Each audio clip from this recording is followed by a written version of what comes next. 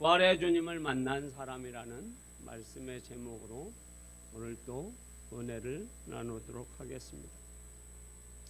예수님이 사망 권세를 이기시고 부활하셔서 모든 인생의 문제를 해결하셨는데도 불구하고 오늘 본문에 나오는 제자들은 고집스럽게 엠마오로 내려가고 있습니다.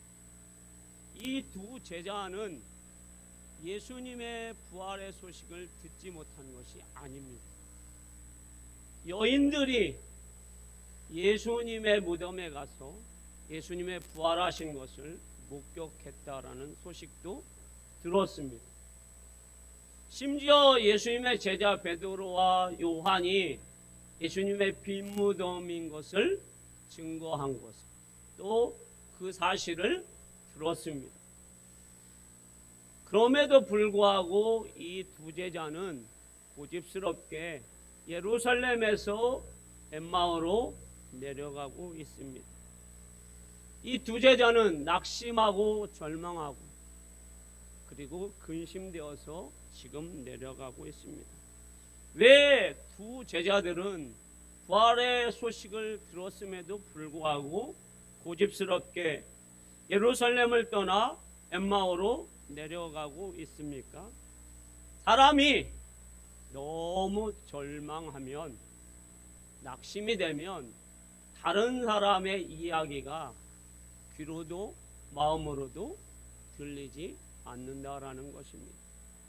그래서 이 두 제자는 예수님의 그 부활의 소식을 들었음에도 불구하고 마음의 귀로 그것이 들어오지 않고 있습니다. 그래서 엠마오로 내려가고 있습니다. 그런데 그때에 부활하신 예수 그리스도께서 이 두 제자에게 찾아오셨습니다.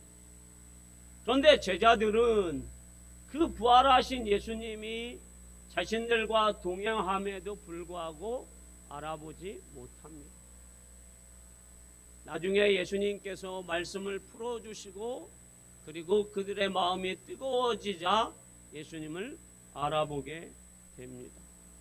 사랑하는 우리 만민교회 성도 여러분, 오늘 두 사람은 엠마오로 내려가고 있는데 이 두 사람이 부활의 소식을 듣지 못하기 때문이 아니라는 것입니다. 이 두 사람은 분명히 예수님께서 십자가에서 죽으시고 3일 만에 부활하셨다는 사실을 알고도 그것을 자신들이 느끼지 못하고 체험되지 못해서 엠마오로 내려갑니다.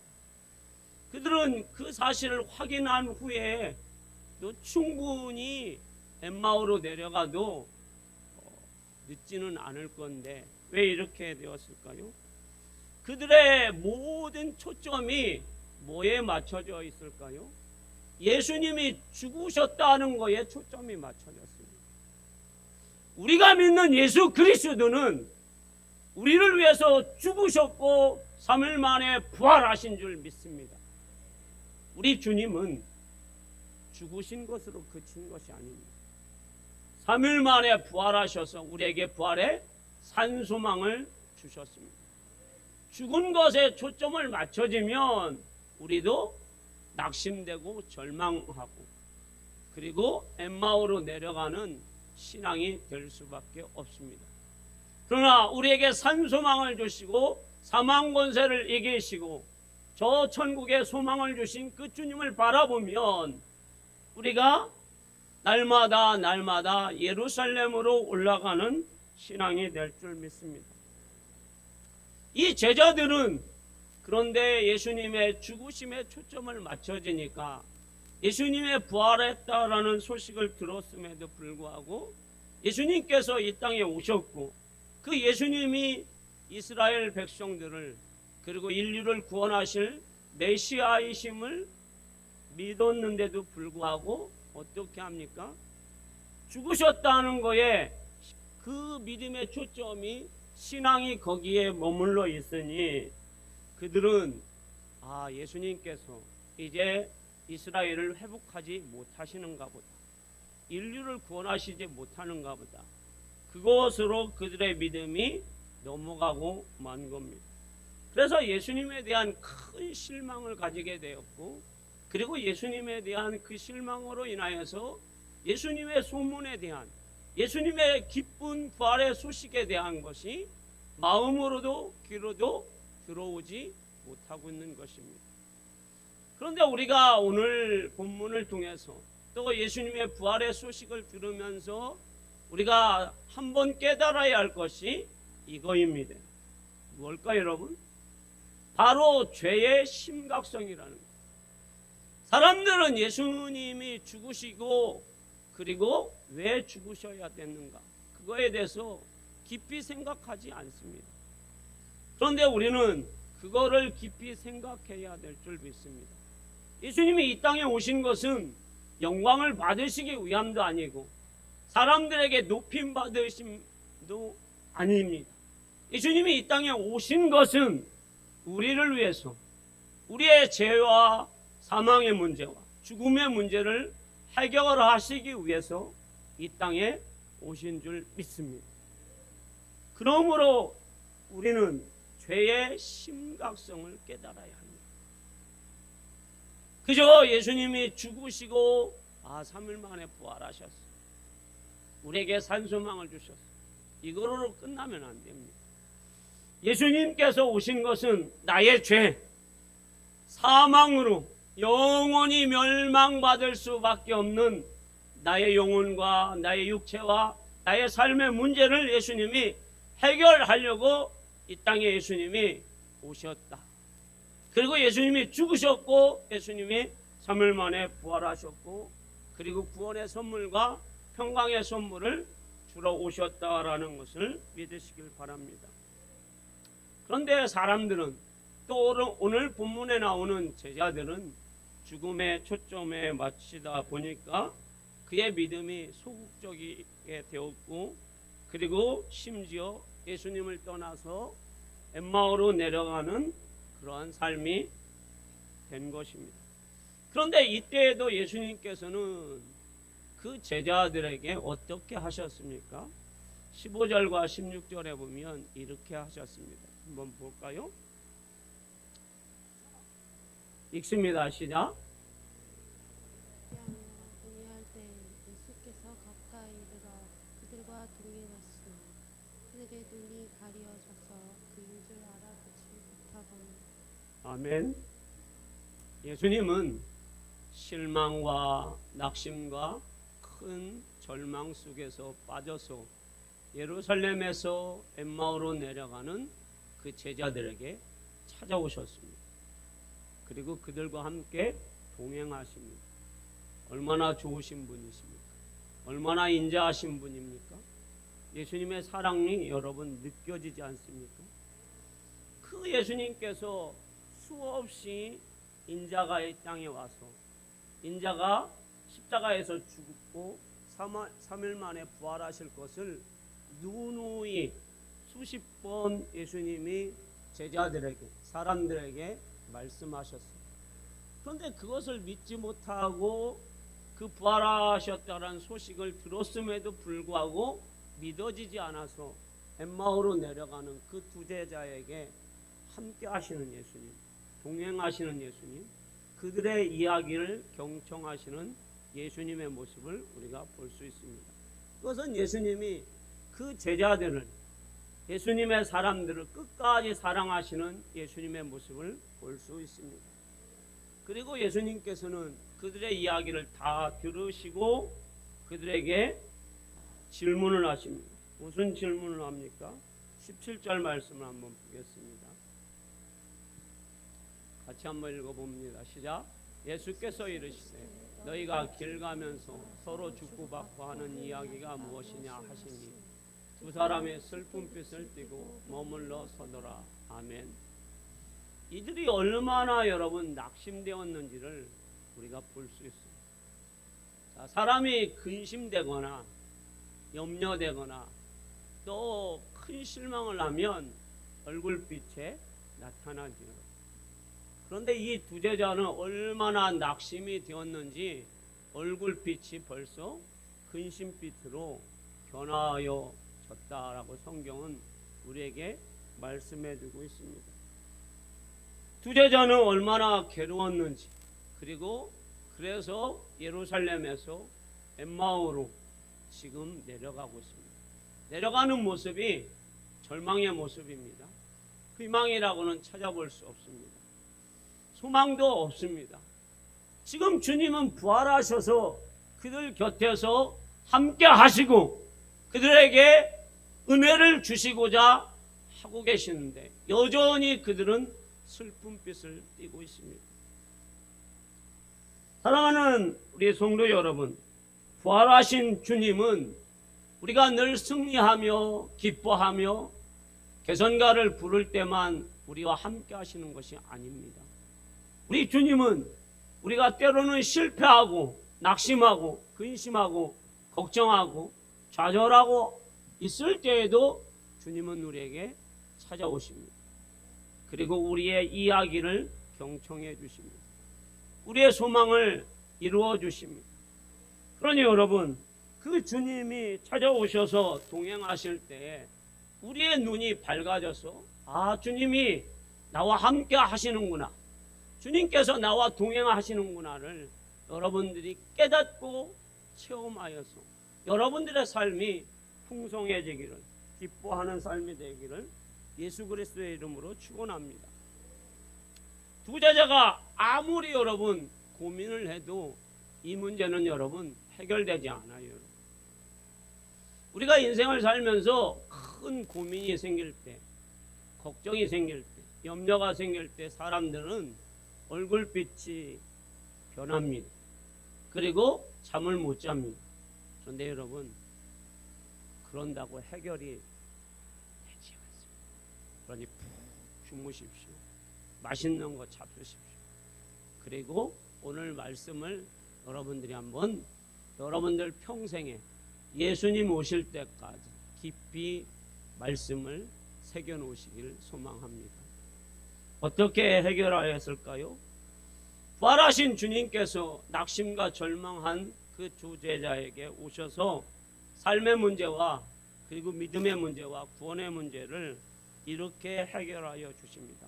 32절 말씀을 한번 읽어보도록 하겠습니다. 다 같이 32절 말씀 한번 읽겠습니다. 시작. 그들이 서로 말하되 길에서 우리에게 말씀하시고 우리에게 성경을 풀어주실 때 우리 속에서 마음이 뜨겁지 아니하더냐 하고. 아멘. 우리는 잘 이해되지 않는 말씀입니다. 이 말씀을 우리가 보면서 저는 이렇게 생각해 봅니다. 예수님께서 간단하게 해결할 문제를 어렵게 풀어가시는구나 라는 생각이 들었습니다. 뭡니까 여러분? 그 제자들이 낙심한 것은 예수님이 뭐 하셨기 때문입니까? 죽으셨기 때문입니다. 그러면 뭐 한 것을 보여주시면 됩니까? 살아나신 것을 보여주시면 됩니다. 그래서 그 제자들에게 이름을 부르면서 도마에게 말씀하셨듯이 내 손을 봐라, 내 옆구리를 봐라. 그리고 못 믿겠으면 내 이 못자국에 손을 넣어보고 내 옆구리에 창자국을 넣어봐라.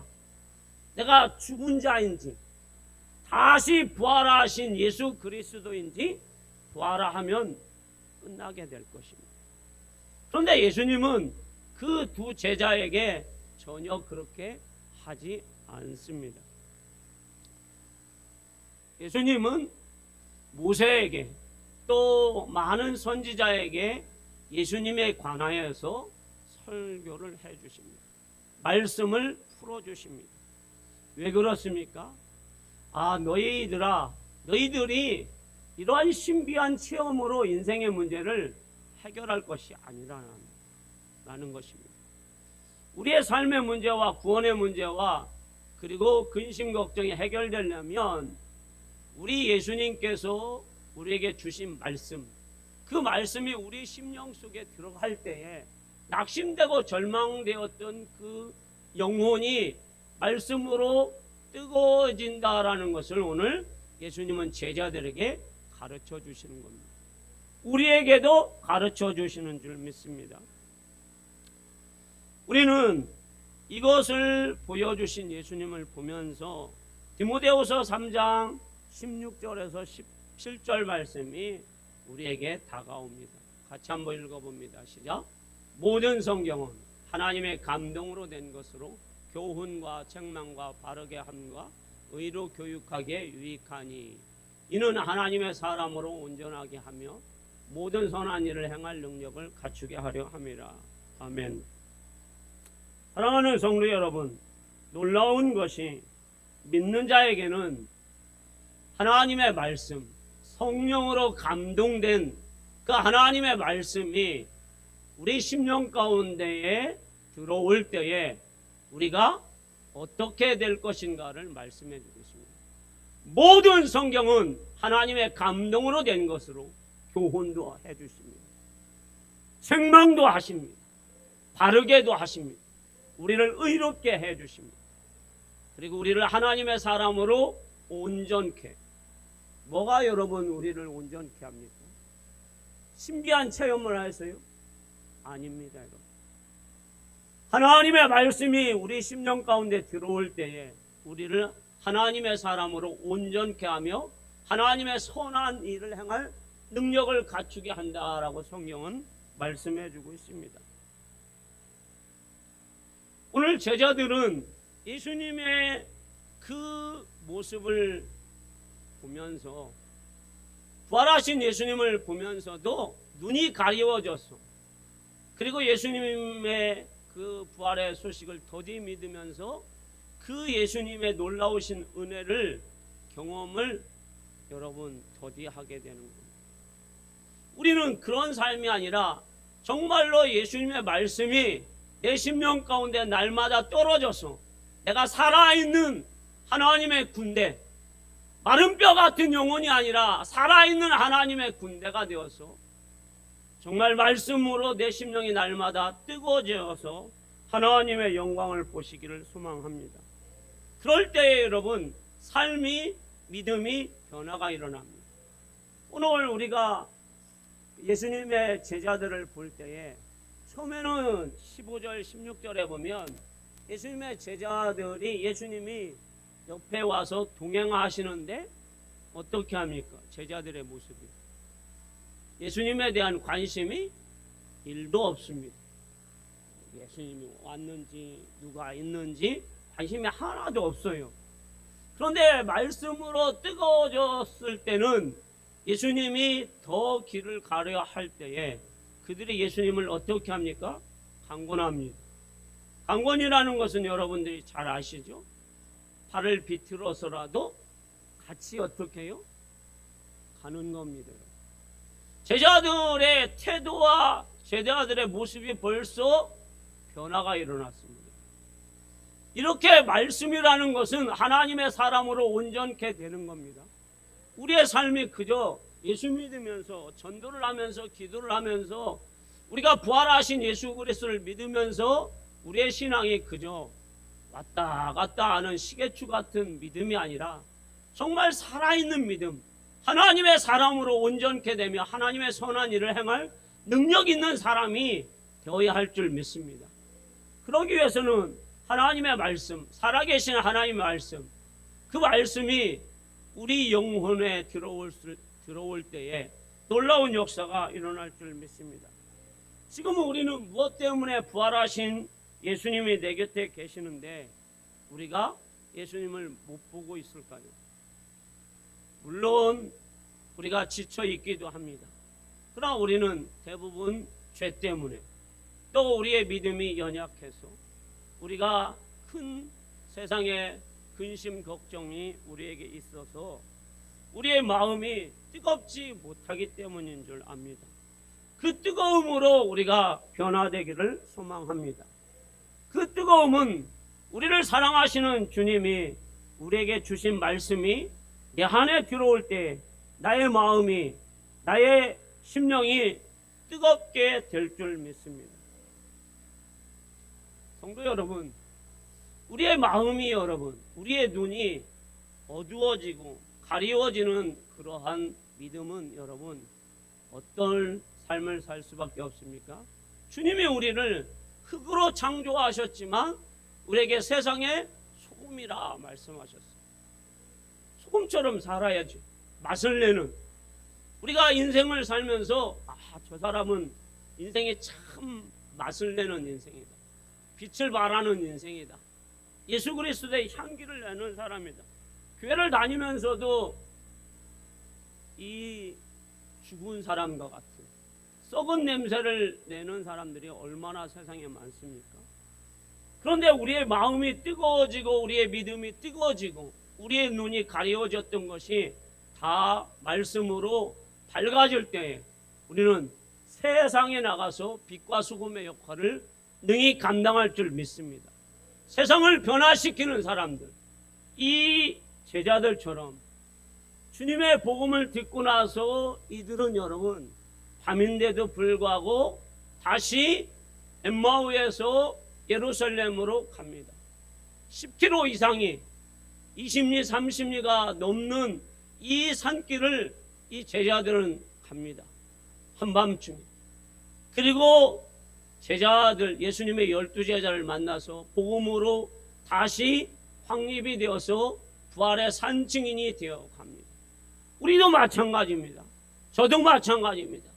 늘 눈에 가려워지고 뜨겁지 않는 신앙.